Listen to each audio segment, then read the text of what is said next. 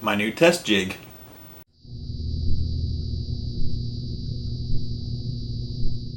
So you may or may not know that I have a shelf full of broken top loaders, right? Well, I finally took them apart and got the motherboards out one day, and I sat in the recliner and took the 808 and started desoldering the CPUs and PPU, because honestly that's usually what's wrong with them after I eliminate the simple stuff like the cap, and sometimes I've had a couple corroded power switches, you know, reset buttons not working, stuff like that, which I can diagnose without actually having to really dig in.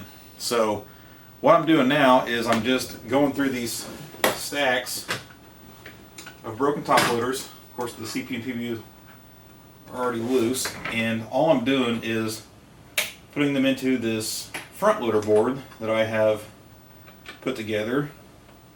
It's a bit of a monstrosity. I'll get you a close up here.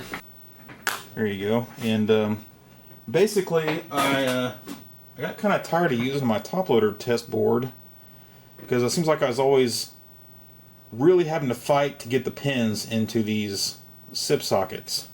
You know, I like them, and they actually last a lot longer than the dual wipes. Especially because, you know, you desolder a chip and the legs, they get kind of burred on them, whatever, and I've had the leg pull out the dual wipe out of that socket before, and it's a real pain in the ass. But it kind of does something similar with the SIPs. There's like a little metal grommet in there that grabs onto the legs, and I've had them come out before, but they also get loose as well. So I'm fighting that as well. So what I wanted was Ziffs, and Kevstris hooked me up with some, and honestly, this is the best setup I could come up with, and this just kind of sucks. None of the Ziffs are actually soldered in anywhere. The CPU one is just pushed right into the motherboard, and it makes perfect contact with all the holes because it just barely fits in there. And I had to put a socket, dual wipe 40-pin socket underneath this one because it was on top of this chip, and one or two under this one because it sits on top of a chip and a cap, and then 3 under this one because I had to get it on top of this ZIF socket. And these are all just pushed right into a dual wipe socket, and so far it's fine, but I don't think it's going to last like this forever. But as long as I can get through all of these broken top loaders, because I really want to find out what I need out of here, because I got a box of broken front loader as well that I was using for parts to steal the CPU and PPU from. But you know, if I had an idea of how many I needed ahead of time, that would really help me. Another reason I wanted to do this was because I make notes of what's actually the problem with the board. This one says mod failed, garbled graphics, cap okay. This one's not normal actually. Like I got a no boot black screen, no volts or amps. I got a ton of different problems, but I wanted to try to get some kind of idea of, you know, like when the CPU goes bad, what does it normally give you? Black screen, gray screen, colored screen, you know, nothing. So I kind of wanted to get a little bit of idea, you know, trying to make it a little like a table or whatever of what a possible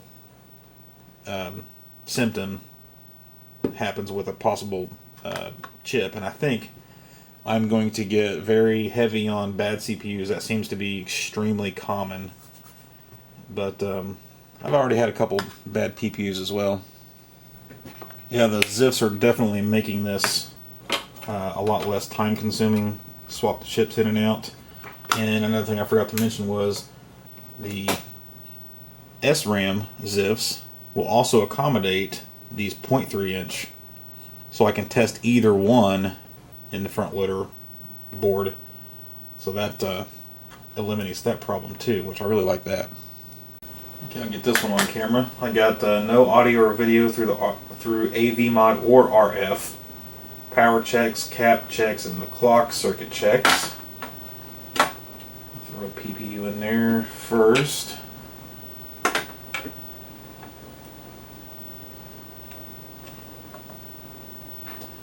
The good CPU.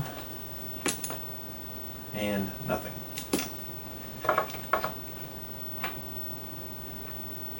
There's a good PPU back in. Yes, still working.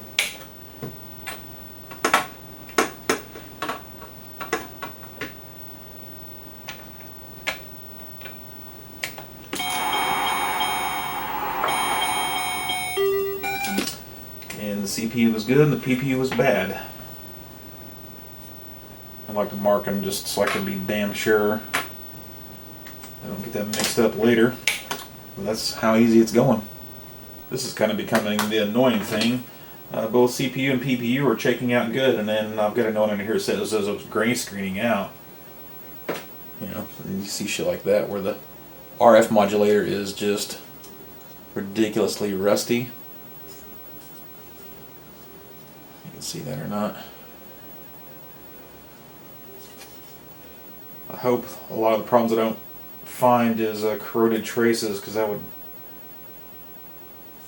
corroded traces, that just takes a lot of time to fix those, and I'm not really sure it's worth it. Just did another one where the CPU and PPU were good, and it says solid blue. And you can tell I've had this one a long time because my note says to try to clean it. Like that's going to do shit. So now I'm wondering, well, and I also don't have a note that I said I checked voltage or clock. I also used to check the reset button, but you wouldn't get a blue screen if it was a reset button. I think you would get black if the reset button was bad. But I can also tell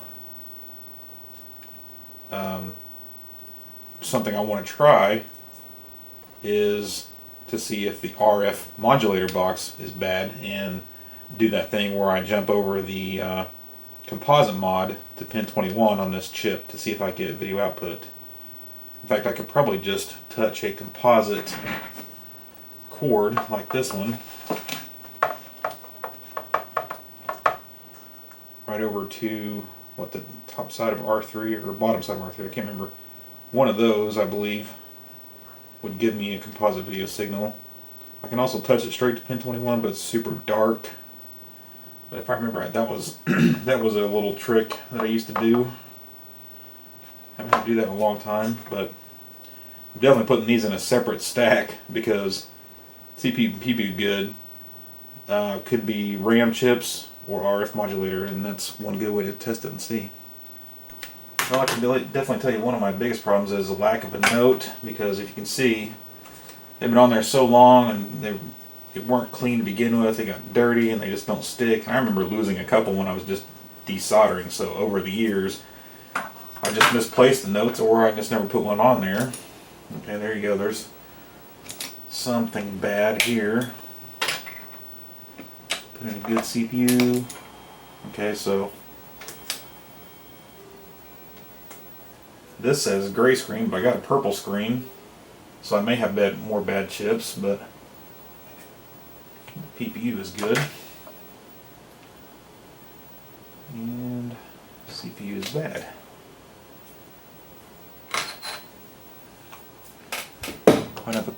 Quite the collection. I'm not even done going through all of them yet either. CPUs, PPUs. Here's one for you. Look at this area down in here. You see how freaking badly that is corroded? I mean, there's supposed to be silver stuff right here. It's completely gone. If you get really close in there, you start seeing like all the corrosion underneath the oscillator. There's like half the resistors corroded off there. Very, very, very bad shape. I definitely think this one is not worth salvaging. Somebody definitely dumped something down, maybe even into the cartridge port, because I see a few pins up here corroded really badly, but it got left in there and it was something very corrosive and it just killed this. I don't even have a clock signal on here. I do have 5 volts, but no clock signal in it. Is just done. Well, I did end up with 20 of them that the CPU and PPU were good. So probably my next step would be to actually check output of pin 21, and if that's garbled or whatever's going on, then probably going to check the RAM after that. But to do that, I'm going to have to socket every one of those chips first, and that's going to take forever.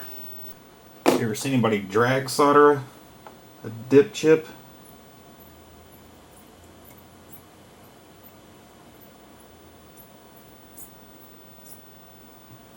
Pretty cool, huh?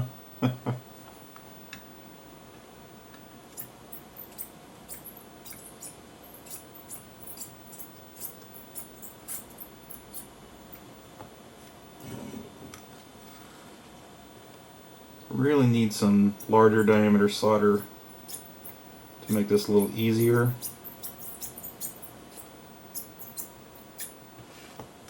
Probably don't have the best angle on that, do you?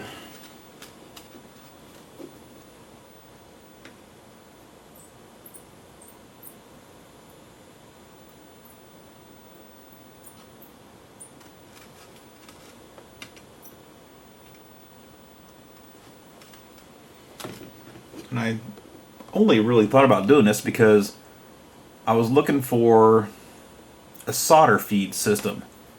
And basically there's another nozzle on here that actually pushes your solder wire right to the tip. And I thought, you know, that might save me time soldering on these chips.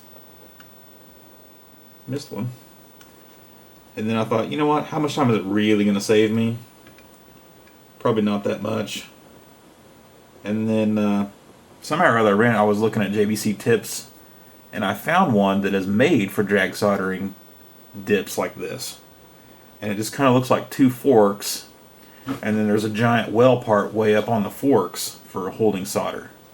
I thought, yeah, that'd be pretty cool. I'd try that. And then I thought, you know what, do I really need that? So then I tried this, and this works pretty well.